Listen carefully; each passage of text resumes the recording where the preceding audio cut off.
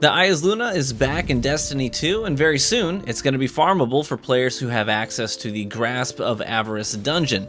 I did a video on this returning fan favorite from Destiny 1 just last week, but since then I've acquired a number of other Eyasluna drops. And I've been able to do a lot of playing with them. I've got almost 1,000 kills now across several roles. So I've put in my fair share of work with the gun, and I feel like I'm at a spot where I can confidently suggest what I believe is the god roll on this hand cannon. And it might surprise you a little, I don't know. Now, this weapon has a pretty small perk pool, and most of these perks are, pretty good. That's good news. It means that if the Eyasluna drops for you, then you've likely got at least a usable roll right off the bat. If your first drop was like Unrelenting and Headstone, you might be a little salty, but chances are pretty good that you're going to have a pretty decent hand cannon whenever one of these ends up popping out of a chest for you. In the first column, you've got Unrelenting, Rapid Hit, Heating Up, Outlaw, the new perk Perpetual Motion, and Rangefinder. In the second column, you've got Headstone, Demolitionist, Moving Target, Kill Clip, Harmony, and Snapshot. Now, I won't break all of those perks down again, right? We already did that in the previous video. I just wanted to give you a really quick refresher on the pool. Now, ever since this gun popped up in the API, people have been claiming what the god roll, or their god roll, would be. And most people, myself included, assumed that the god roll on the Eyasluna was going to be Rangefinder and Moving Target. Either, ricochet rounds or high caliber rounds, fast draw, steady hand, something like that. And I was on board. I was on that boat, right? I thought for sure that once I got my hands on a Rangefinder Moving Target god roll that I was going to be done with my Eyasluna grind, and it would be the best version of the gun that I could possibly get. And I was absolutely wrong. I did, in fact, get that god roll to drop, and, I took it straight into PvP. I started stepping into duels of all kinds with all kinds of different weapons, and I was actually disappointed. The gun felt off. It didn't feel as dynamic and rewarding as some of the other rolls. The feel of the weapon was totally thrown off for some reason, and I found myself genuinely disliking it. And weapon feel is just such an interesting thing in this game, in Destiny 2. There's so many variables and moving parts on a gun and hidden stats that some of them have that secret sauce that just click with you and others do not. And there's something to be said for how a weapon just feels in your hands, right? Now, I'm not saying that you should scrap your Rangefinder Moving Target drops. What feels bad to me may feel great to you. I don't know. I'm not saying this combo is bad, but I do think we're in a sandbox now where the range stat is not the bottom line most important deal or no deal variable on a hand cannon roll. I think we're starting to see a sandbox where variety in your rolls can really start to impact the outcome of duels. And a Moving Target is solid, no doubt, but let's be real here. Is additional aim assist really necessary? Is it worth sacrificing an entire perk slot on additional aim assist? The Eyasluna already has 85 aim assist on it.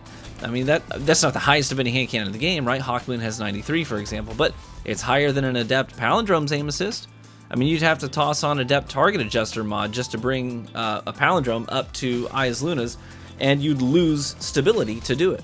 So most people are going to run Adept Icarus in PvP, which is going to affect Palindrome's aim assist drop-off range, but it's not going to give any more aim assist. So if Rangefinder and Moving Target isn't the god roll due to diminishing returns on your perk investment, that begs the question, what is? What's the god roll? So the roll that you're seeing me use in the gameplay in this video is the one that I will show on screen for you right now. This is my god roll. I wouldn't change a thing about it, right? It's tried and true. It's been through the ringer, and I've acquired a whole lot of kills on it at this point. Right now I'm probably close to 500 kills on this thing right now. It's Perpetual Motion and Kill Clip with high caliber rounds for more range and flinch on targets, and the Fast Draw Optic, which adds 15 handling, 5 stability, and 5 aim assist. The handling buff is no joke, by the way. A plus 15 boost is a pretty massive boost. So let me break that perk combination down for you and why I think it's the best perk combination available on the Eyasluna. So let's start with Perpetual Motion, okay?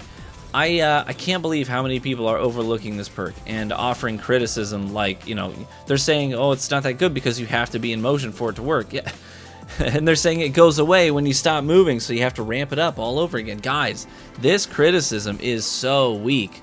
Just look at this gameplay. I almost never lose the buff, and I don't even have to consciously like change anything about my playstyle in order to keep the perk up. I'm literally playing the way I always play. You just move all the time in Destiny, or at least you should be moving a lot. And the perk activates after 2 seconds anyway, so big deal if you lose it. Just start moving again, and you'll have it right away. So you can get up to 2 stacks of Perpetual Motion, and the second stack kicks in at about 9 seconds of movement. And I found it actually difficult to lose stacks because I very rarely, like I said, I very rarely stop moving entirely in this game. So the question is, what benefits does this perk offer? Right? So the text reads, this weapon gains bonus stability, handling, and reload speed while the wielder is in motion, right? So there are no actual solid values in that perk description for us to latch onto, but luckily the community has already done a ton of playtesting on this perk to find out what those values actually are. According to dozens of brains on Reddit, the first stack of Perpetual Motion that kicks in is going to give you plus 5 stability, plus 10 handling, and plus 10 reload speed.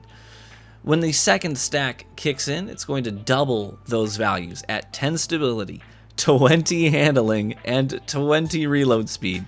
That means my Eyasluna constantly has between 72 and 82, or 77 and 82 stability, 78 and 88 handling, 60 to 70 reload speed, and compare those stats alongside to you know, any other hand cannon out there, right? Compared to anything, holy crap, it's no competition. This thing is outlandishly good with Perpetual Motion active, and it's basically always active. This gun has no business being this good. It's unreal. Trying to get other perks in that pool on this gun to boost its passive stats is, in my opinion, it's literally pointless. Rapid hit is pointless compared to the benefits of Perpetual Motion. And those benefits are essentially free, while rapid hits benefits won't start to kick in until you're like in the middle of your duel. You know, you're 2/3 of the way through your duel before rapid hit even matters, right? And you have to be hitting headshots. Forget about heating up, it's pointless compared to the free benefits of Perpetual Motion. Forget Outlaw, that reload speed boost. It's unnecessary compared to the benefits of Perpetual Motion. And beyond that, I just don't believe that Eyasluna needs additional range in order to be competitive, right? It's got all the range it needs. With Perpetual Motion active, you're going to have an insanely consistent and easy to control hand cannon at your fingertips. It'll reload fast, it won't have very severe recoil, will be super responsive with that massive handling buff, and beyond that, the gun has incredibly high base stats to boot. This is the best perk in this column by a landslide, in my opinion. Alright, moving on to kill clip. This is an interesting one to discuss, and I promise you that there are already people who typed out comments when I showed my roll, and they're saying, bro, kill clip doesn't even change the TTK on this thing. It's a bad perk for 140s. It's a waste of time. Let me just throw this out there. Anyone who genuinely believes that kill clip is bad on a 140, they either forgot about, or maybe they never knew about, the days where the competitive scene of Destiny 2 was completely dominated by the ace of spades with Memento Mori. You're trying to tell me that Memento Mori isn't the only reason ace became the pinnacle hand cannon among elite players? Come on. I still have teammates who call out Memento Mori on the other team after an ace kill when playing Trials or Survival. They'll call out, this guy's got Memento Mori active, he's got Mori up, right? The TTK isn't as unshakably important as people tend to preach. Even when I'm 3-tapping people in this gameplay, it's almost never at the 0.87 second optimal TTK. People will roll, they'll peek shot, they'll flinch me off of a bullet, and sometimes I just don't have my reticle set properly when the gun is ready to fire again. So I take an extra, quarter of a second to adjust before pulling the trigger again. But being able to pump out 93 damage to the head and 62 to the body is nuts. That is a ton of forgiveness built into the gun. Not to mention the team shot potential there. If they're tagged up at all, then you're 2-tapping, baby. If you step into a duel with another 140 and they have, they've got to hit all of their headshots, and you don't. You just got to hit one at most. One headshot, 2 to the body, they're done. you can take some really reckless shots and spam away while they are worried about pacing themselves and landing their precision hits. That extra damage is super helpful, and scoffing at kill clip is a huge mistake. Not to mention, increased damage with kill clip, it doesn't only mean more damage, it also means more range, because now the your range that your damage is dropping off doesn't change, but the amount of damage that you're starting with before that drop off is considerably greater. That means that you can now 3-tap people at ranges other 140s cannot 3-tap at. So it actually does make a difference. It makes a big difference. So now consider kill clip with high energy fire on, right? It's 2 taps. You can get this thing rolling and just keep going with it. I am telling you, this is undeniably the ultimate roll on this gun, and you cannot convince me otherwise. Harmony is also a cool perk, don't get me wrong, but the setup for kill clip is just so much simpler and more rewarding. And then I can just chain kills. You can do the whole kill clip timer refresh and just keep kill clip going.